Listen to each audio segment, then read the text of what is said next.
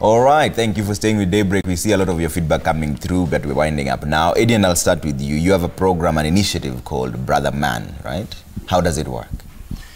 It's basically a platform where we're encouraging to create and facilitate safe spaces for men to speak. And the whole idea is, currently it's really just a social media platform, but the vision is to have it grow, where we'll have workshop, sit-downs, get together, a group of 5 to 6 people sit down and meet on a monthly basis and just engage each other as men. Because one thing or one weakness that I believe men have is just the lack of being vulnerable, being able to actually unmask ourselves and actually deal with issues. I feel like this is a very important conversation, especially this being driven by the fact that there's a boys club conversation going on right now. So it's pretty much now to delve deeper into issues that sometimes us men are not willing to talk. We're not willing to talk about our wounds. We're not willing to talk about reaching out for help. George ran us through the situation sometimes we go through. When we meet, we don't talk about the real meat of what is going on in our lives. And I think that would be a start of addressing quite a number of issues that we are going through as men.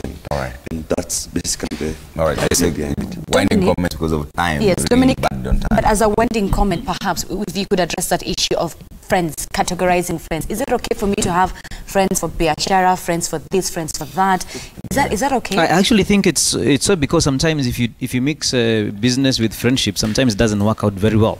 So sometimes you want to be hard on the people you're working with, and if they are friends, sometimes there's that challenge. So I do think there are friends who are intimate friends at a very personal level, and there are people who are friends because you go to church together, you go to religious services together, you go to different situations, right? As Kibe had mentioned. So I would mention on that. What I wanted to finish up with is this. You've got to work on yourself if you want people who matter to walk into your life. Don't work on working on people. You just work on yourself. Be the best individual you can be. And the people who see you as you shine bright, they're going to be attracted to you. I think that's very important. So I come from Tangaza University, and that's where I'm the Dean of Students, and I'm welcoming people to Tangaza University. Don't do that. Do not do that. All right, give it. Guys, just plugged in. Okay. Wind up. Is there a question? No, just finish up with, on this friendship issue. How do we take it forth, or should people just continue existing like you say? A lot of us have gone through a lot of heartbreak by expecting someone to behave a certain way. Right? If you buy a lorry, you know it will never go as fast as a Mercedes-Benz. Right? You need to be conscious of who this person is in your life. You need to understand, what is this person bringing to my life? What you're bringing to them, that's up to them. Right? Let's not be Mother Teresa, everybody wondering, what am I bringing to the table? No. What is this person bringing to the table? When you see somebody going to a church, there's something they're getting from that church. You may think of them as being stupid or foolish. When you see them being asked for 310 and all these are nonsense, right? And you say, this person is very thick. No, there's a value they're getting. So my work is not to wonder what value you're getting from my friendship. My work is to wonder, what are you bringing to the table? Okay? So at that selfish point and that selfish level, I'm able to be of more benefit to you. How? As long as I am selfish, then I am able to do exactly what I want to do. That means that you are able to get as much value from me as possible. It's complicated, don't ask. My point here is this. Understand everybody, the part they play in your life, and you'll be a better person.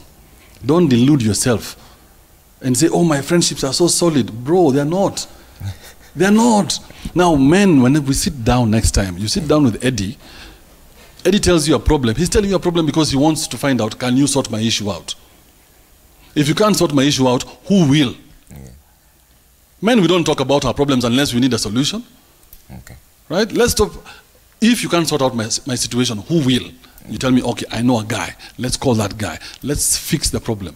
That's why when a woman comes to tell you her problems, you always rush to sort out her situation, and really, she just wants to talk. Okay. That's smiling. Very briefly, just 30 seconds. And I support what Eddie is doing. I think as men, we need to talk about friendship. And as a positive person, we need to accentuate positivity and eliminate the negativity for friendship to thrive. And And there's something that Andrew Kibe said earlier, that he knew about Eddie, but he just went on with his life. If you know about Eddie, the best thing that you need to do is call him over for lunch, talk to him, and give him that breathing space. You know, it might save his life or change him. So that's what friendship is all about. Okay. If you see someone in a bad situation, call them over, have a drink with them, like a chai, and talk through it. Yeah. All right. George, yeah. Final word, very briefly. Yes. The idea that, and I disagree with Kibe on this, because when you go looking for what people want from you, you're bound for disappointment, because then you ask, then what I mean, if I give you, what am I getting back? And everyone will disappoint you, because everyone is innately selfish. He's very right on that. So my thinking about being a friend is that be the friend you want to be, you're looking for. It's just like relationships. If you're looking for a partner, be the partner, be the lover you're looking for. And if you really want to test friendship, if you're running around, there are two things which can test friendship: money and sex, when it comes to us men. So if the absence or presence of those two things shock your friendship, then that is the easiest test. But also, don't go in there with huge expectations that you would, because you're my friend and you hang out with me, if I call you, you can give me 10,000 bob. I'm setting up, I'm going to miss out on all of you just because you didn't have that money for me. So my idea is be the friend you're looking for. All right. And expect nothing. Expect nothing in return. Kibe disagrees, but that's where we have to leave this discussion now. Georgie Kua, travel executive, thank you so much for coming in. Ahmed Mohammed, aka Asmali, PR practitioner and also a business lead and is with Eastleigh Business Community. Andrew Kibe, media personality and not a good friend, like he says. And also Eddie Kimani, media consultant. Thank you so much for coming in. And Dominic Kamau, psychology lecturer at Tangaza University. That's where we leave this discussion. Next week, Zinzi will have another version of this.